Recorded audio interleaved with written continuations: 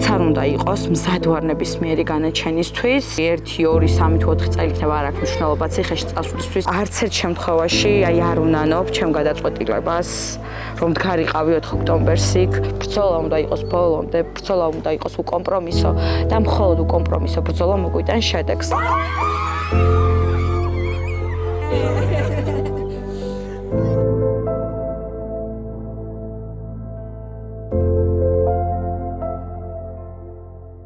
უშნურო კროქსები, როგორც სტანდარტულად ვიცით ხოლმე, ტოპი ჩავიცვი, რომ ვერაფერი ვერ გამხადონ და მე ვიცი. წიგნების სიამაყე, ისტორიული წიგნები მიყვარს ძალიან. ვილაპარაკეთ იმაზეც, რომ შეიძლება სასამართლოზე მერე დამიჭირონ ცოტა ხანი. მაგრამ დანიელა, შენ რა მითხარი, რომ აღარ შეგეშინდება, ხო? არ უნდა ვიტირო და უნდა ვიყო ძლიერი და რა ვიქნები ძლიერი, ყველა მიძახებს ძლიერს. არა, პასპორტს არ ჩამოც. პასპორტს წავალ. ჩამოვალ მალე, კაი? ხო, დედა. ხო, დე. შენ მაინც ჩამოხვალ, დედა? მე ძალიან მინდა შენთან ჩახვიდე და ძალიან მიყვარხარ. დედამ დამირეკა და მაინც ვერ გაჩერდა, უთხარი ვთხოვი არ წამოსულიყო და დედას მიკროინფარქტი ჰქონდა მიღებული სასამართლოებზე სიარულით ამ განცდებით და მიუხედავად ამ ყველაფრისა, აი დღეს ახლა მამა მითხრა, რომ აცილებდა დედასაც და ჩემ შვილსაც, რადგან ვერ ჩერდებიან. ეგ მაძლევს ყველაზე დიდ мотивაციას, რომ მე თუ გამიჭირდება, მე ჩემი პროტესტში შეძენილი თანამებრძოლები მარტო არ დამტოვებენ და არ მქონია იმის განცდა, რომ რაღაცა ვინანე პირიქით. ძალიან დიდი განძი შევიძინე და ნახე რუსთაველზე მდგომი, რა ვიცი, აქციის მონაწილეების სახით.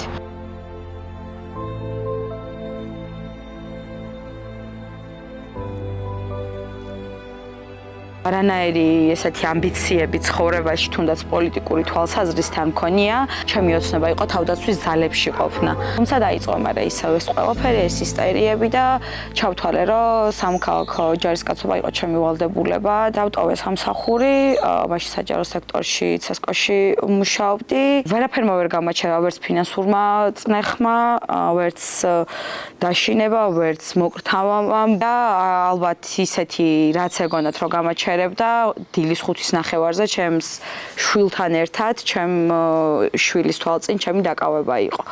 რამაც ძალიან დიდი ფსიქოლოგიური ზიანი მიაყენა ჩემს შვილს, ჩემს ოჯახის წევრებს. მამა ჩემის თვალზე არასდროს არ მინახავს ცრემლი და მომენტში, როცა მაკავებდნენ, უკან გავიხედე და ეხა მახსენდება ეგ მომენტი, რომ მამა ჩემი ტიროდა, იმიტომ რომ ბოდიში და მე ეგ ცრემლები რო ავახსნევინე, მეთქი რა გატირებდა თქო. მე მგონია რომ ყველა მამას უნდა შეეძლოსო საკუთარი შვილის დაცვა და მე იმ მომენტში ვერ დაგიცავიო, ესე ამიხსნა და დღემდე განცდა აქ და ამაყობს იმით, რომ ესეთი ბრძოლის უნარიანი აღმოვჩნდი.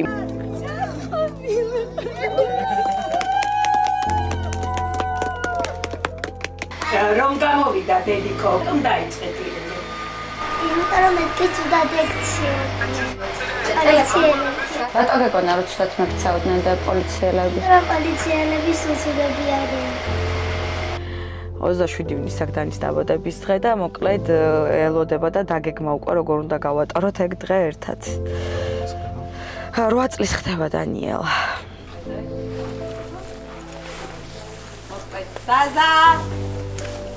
ზაზა! ხაშურში მოვდივარ ხოლმე თითქმის ყოველ კვირა, იმიტომ რომ ბებო სჭირდება ხოლმე ჩემი დახმარება გარკვეულ ამბებში. ამ ადამიანმა ჩემს აღზრდაში, გაზრდაში საკმაოდ დიდი წვლილი ჩადო. ვფიქრობ, რომ ძალიან მცირეც ვაკეთებ იმისას, რაც ბებომ გააკეთა მთელი ცხოვრება ჩემთვის. გავცვალეთ როლები და ადრე თუ ბებო ზრუნავდა ჩემზე, ეხლა მე უნდა ვიზრუნო. პასპორტს არ ჩავაცა. მარი, მე ყანწეშვილი ეს ახალი ნასწავლი მქონდა, წერა, კითხვა. რა ხდება კიდე? და მომეცი ის ალბომი რო გთხოვე, ეს არის აი ესა ვარ მე, ქერა ვიყავი ძალიან, ჩემ დას ვუვლიდი ხოლმე ბავშვობაში. აბა, აკვანიც კი მაქვს შემორჩენილი. და ის რომ ედავებიან ძალადობრივი დაჯგუფების ორგანიზებას არის ისეთი აბსურდი, როგორც თვითონ ეს ხელისუფლება არის ამ ეტაპზე. შესაბამისად, მათ რო რაიმე ამის დამამტკიცებელი ქონდათ, მინიმუმ ჯგუფი უნდა დაედინტიფიცირებინათ, მინიმუმ, არ ვიცი, ერთი პირი მაინც უნდა ყოფილიყო დამადასტურებელი იმის, რომ მე კი ვაორგანიზებდი და კი ჩემი ჯგუფის წევრი იყო ვიღაცა.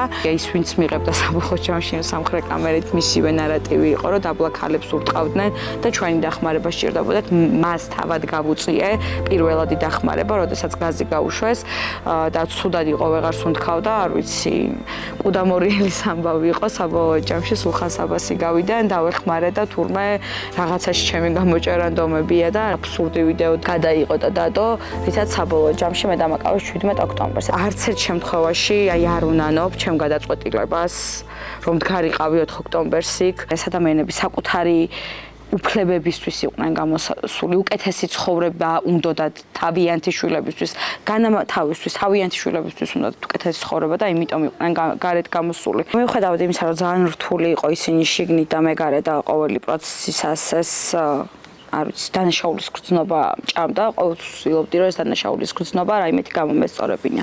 და ახლო კონტაქტში ვიყავი 4 ოქტომბრის პატიმრების, სინის პატიმრების ოჯახებთან. ჩემთვის მორალური დარტყმა იყო ის, რომ ამდენმა ადამიანმა ამდენი ხნით დაკარგა ოჯახის წევრი. 8 თვის განმავლობაში ამ ოჯახებმა რა ტკივილი განიცადა, არავინ არ იცის აბსოლუტურად და არც აინტერესებს. მიუხედავად იმისა, რომ ახლა ვიღაცებმა საპროცესოები გააფორმეს, არ იცით თქვენ რა რთული არის მათი ყოფა. და როგორ უჭირთ ადაპტირება ამ გარემოსთან, რადგან ყველას გონია, რომ ის ციხე, ის 4 კედელი რო დატოვეს, მეორე სხვა ციხეში გადმოვიდნენ და საერთოდ არ თვლიან თავს რაღაცა თავისუფალი ქვეყნის შვილებად. მე მწამს და ასე მივიჩნევ სწორად, რომ არალეგიტიმურ რეჟიმს არანაირ კომპრომისი არ წაუყვები. ეს არის გამორიცხული ამბავი.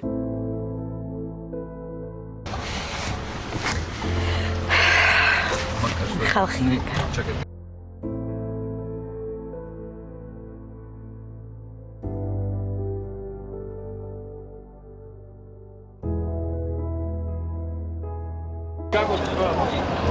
მოვდივარ აიხან, მოვდივარ. აი შემოსასვლელთან ვარ უკვე.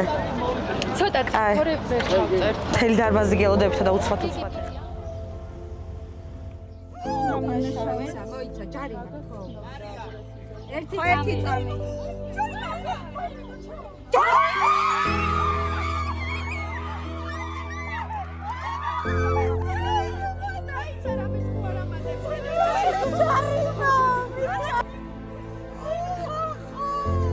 სიოდე 27-ში ერთად წავედეთ ქორწილში.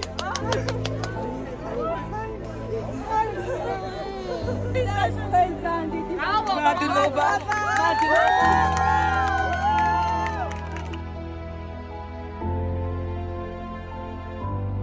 დღეს რუსთაველზე გავალ და უბრალოდ ხო ერთი მომენტი სიხარულის გადამიარა და ნადაბოზე ხო ვეღარ მიხარია უკვე, იმიტომ რომ არსებობს ნანადაბო, რომელსაც 7 და 5 წელი მიუსაჯა უკანონოდ და მოსამართლემ.